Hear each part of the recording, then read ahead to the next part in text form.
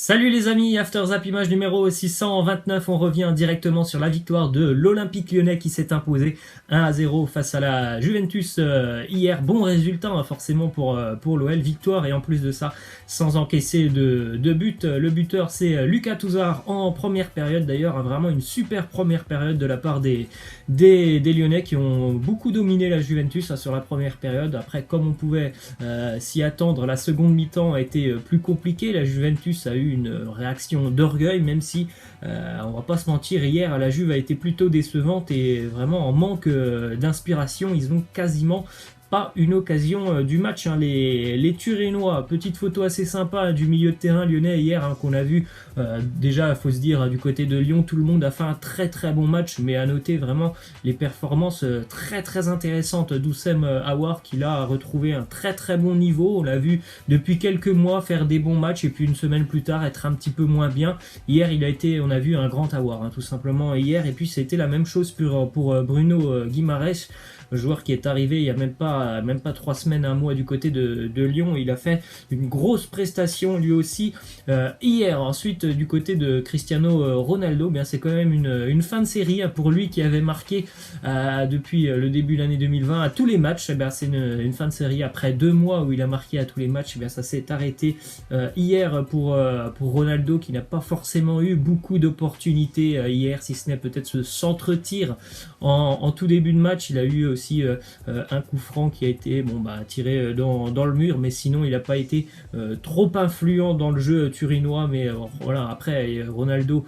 c'est un joueur à part, et aussi le collectif turinois qui était vraiment assez décevant hier. Petite stat sur Ronaldo qui aime bien quand même affronter les équipes françaises. D'ailleurs, Lyon était l'une de ses victimes préférées avec 4 buts marqués face à l'OL. Pareil face à Marseille, c'est aussi 4 buts, 3 face au Paris Saint-Germain et par exemple 1 face à l'AJ Auxerre. On a une déclaration pour terminer sur ce match de Maurizio Sarri, l'entraîneur turinois, qui nous dit: j'ai du mal à faire passer un concept à l'équipe, celui de faire tourner rapidement le ballon. Ça va devoir rentrer à un moment ou à un autre. C'est quand même poussif cette Juventus de Maurizio Sarri. Comme il le dit, je pense que Sarri, pour ceux qui se rappellent de sa période du côté du Napoli, c'est un entraîneur qui aime vraiment le jeu basé sur une possession, mais aussi vraiment sur une possession où il y a des transitions assez rapides. C'est pas du tout ce qu'on a vu hier. C'était une Juve assez poussive, une Juve qui ronronne, qui n'a pas vraiment d'idée, et c'est sûr que c'est compliqué quand tu joues de cette manière. Autre résultat hier, la victoire de Manchester City du côté du Bernabeu, 2-1. Pourtant les Madrilènes avaient ouvert le score en seconde mi-temps grâce à Isco, et puis en l'espace de 5 minutes, grâce au talent de Kevin De Bruyne, City va renverser la vapeur et prendre forcément une option pour le match retour avec cette victoire à l'extérieur. But de Gabriel Jesus sur un centre de Kevin De Bruyne, et puis quelques minutes plus tard, c'est De Bruyne qui va marquer sur penalty pour les Citizens. On peut jeter un petit coup d'œil aux statistiques de ce match avec une possession de balle qui est quasiment ex aequo entre les deux équipes. En revanche, City a beaucoup plus tiré au but et City a beaucoup plus cadré que le Real Madrid. On voit les Madrilènes assez en difficulté depuis 3-4 semaines par rapport à leur attaque. Ça s'est encore montré hier. Ils sont en cruel manque d'efficacité devant le but. 8 tirs cadrés quand même pour les Citizens hier, contre 3 seulement pour les Madrilènes. Ensuite, petite stat justement sur Karim Benzema, qui effectuait hier son 100e match en Ligue des Champions avec le Real Madrid. Il y a une autre info d'ailleurs sur Benzema. C'est son agent qui a parlé hier au micro de RMC Sport.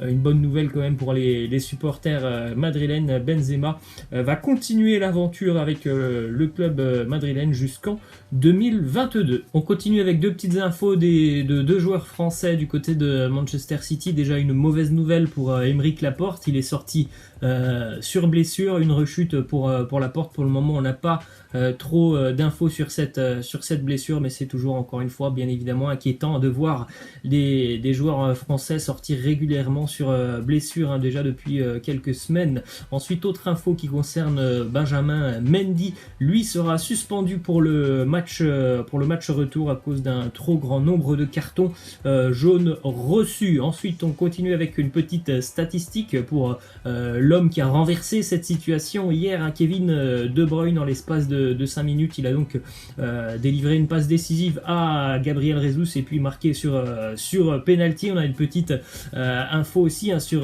Kevin De Bruyne qui vient quand même de claquer sa 18e passe décisive, hein, cette saison avec City. C'est tout simplement monstrueux, hein, déjà 18 passes D. C'est un régal, hein, de voir De Bruyne sur le terrain, de voir cette clairvoyance, cette faculté qu'il a à trouver des lignes de passe qui franchement qui sont quasiment impossibles à réaliser, hein. Hier, il a réalisé un centre assez somptueux, hein, quand même pour Gabriel Jesus, alors qu'il était dans une très mauvaise position. Ensuite, petite déclaration aussi, justement, de Gabriel Jesus sur son but. Il nous dit: il n'y a pas faute sur Sergio Ramos, je pose à peine les mains sur lui. Alors forcément, pour ceux qui ont revu les images, il y a bien évidemment une exagération de la part de Sergio Ramos. On a l'impression qu'il se fait pousser incroyablement, alors ce qui est totalement faux. On voit bien que oui, Gabriel Jesus pose simplement ses mains sur lui.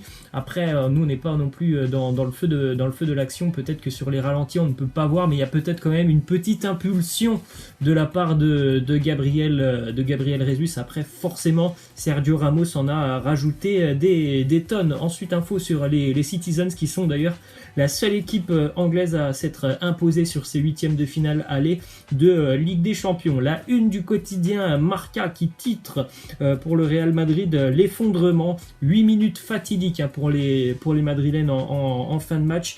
Il faudra réaliser un petit miracle du côté de Manchester, bien évidemment le Real en est capable. Il faudra par contre se passer de Sergio Ramos, hein, puisque Ramos a été expulsé hier, et ça c'est plutôt une très mauvaise nouvelle pour le Real Madrid. Zidane pourrait donc perdre un premier match, ou en tout cas une première phase à élimination directe en Ligue des Champions dans 3 semaines du côté de Manchester. Ensuite, petite info sur le duel de ce week-end entre le Real Madrid et le FC Barcelone. Une info du côté de l'effectif barcelonais. On l'a vu sortir assez difficilement face au Napoli. Gérard Piqué, il était touché au niveau de la cheville. Visiblement, ce n'est pas très grave pour Gérard Piqué, qui devrait pouvoir être aligné ce week-end du côté du Bernabéu. Ensuite, une déclaration de Robin van Persie qui évoque le cas Paul Pogba. Il nous dit: Paul Pogba, à mon avis, c'est un joueur de classe mondiale. Il l'a déjà prouvé.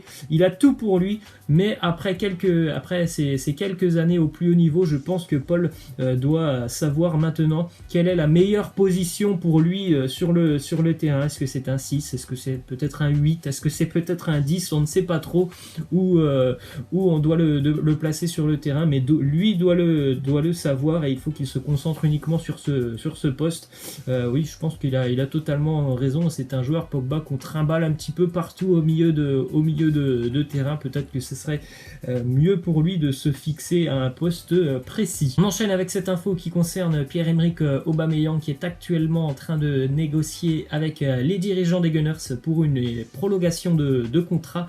Le contrat d'Aubameyang se termine en 2021, donc forcément ça va devenir intéressant de parler prolongation. Ensuite, quelques infos du côté de l'Olympique de Marseille. Déjà, André Villas-Boas qui a donné des infos par rapport à Florian Thauvin. On est tout proche, hein, du retour de Thauvin sur les terrains. Il a dit non, Thauvin ne sera pas là ce week-end contre Nîmes. C'était seulement son premier exercice avec le groupe hier, mais en revanche il y a une possibilité qu'il soit là dans une semaine pour affronter Amiens. Ensuite, autre déclaration, celle de Boubacar Kamara, qui revient sur l'un de ses rêves avec le maillot phocéen. Il nous le dit: pour moi ça sera un rêve de jouer la Ligue des Champions, surtout avec l'OM. C'est le club où j'ai toujours joué. À voir cette musique au Vélodrome, ça serait vraiment magnifique. Et l'OM en est tout proche, on va dire, hein, de retrouver la compétition compétition magnifique qu'est la Ligue des Champions, et ça ce serait vraiment incroyable de revoir le Vélodrome bouillonnant comme d'habitude pour une soirée européenne. Ça, je pense qu'il y a beaucoup de monde qui ont hâte de revoir ce stade en Ligue des Champions. C'est vrai qu'il nous manque un petit peu. Ensuite, une autre info, l'OM a désigné Mbaye Niang comme une cible prioritaire pour le mercato estival. Le joueur est quand même estimé à 30 millions d'euros. Ça pose un peu problème, puisqu'on sait que Marseille n'a pas forcément la possibilité de mettre 30 millions d'euros sur un joueur, et surtout que l'OM va devoir vendre des joueurs l'été prochain. Donc pour le moment, bien évidemment, la faisabilité de ce transfert dépendra de l'enveloppe marseillaise pour le prochain mercato. Ensuite, deux petites infos du côté du Bayern Munich. Déjà, on a eu un petit peu peur encore une fois pour Kingsley Coman, qui est sorti sur blessure face à Chelsea en Ligue des Champions. Plus de peur que de mal. Pour une fois, ce n'est pas une blessure qui devrait l'éloigner des terrains pendant très longtemps. Normalement, il ne loupera qu'un seul match, celui de ce week-end. Il pourra d'ores et déjà être présent la semaine prochaine. Ça, c'est plutôt une bonne nouvelle. On sait quand même que Coman, c'est un garçon qui est assez fragile. Ensuite, photo pour le maillot collector du Bayern Munich pour les 120 ans du club.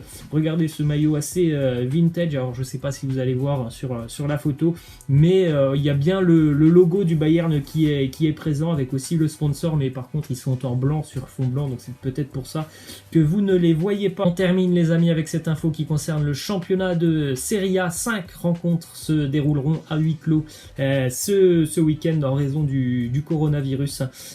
L'Udinese face à la Fiorentina samedi, Milan-Genoa, Sassuolo-Brescia, Parme-Spal, et puis le gros match de ce dimanche en Italie, le Juventus-Inter, qui se déroulera malheureusement à huis clos. Voilà les amis, c'est la fin. Je vous laisse, je vous dis à la prochaine. Ciao.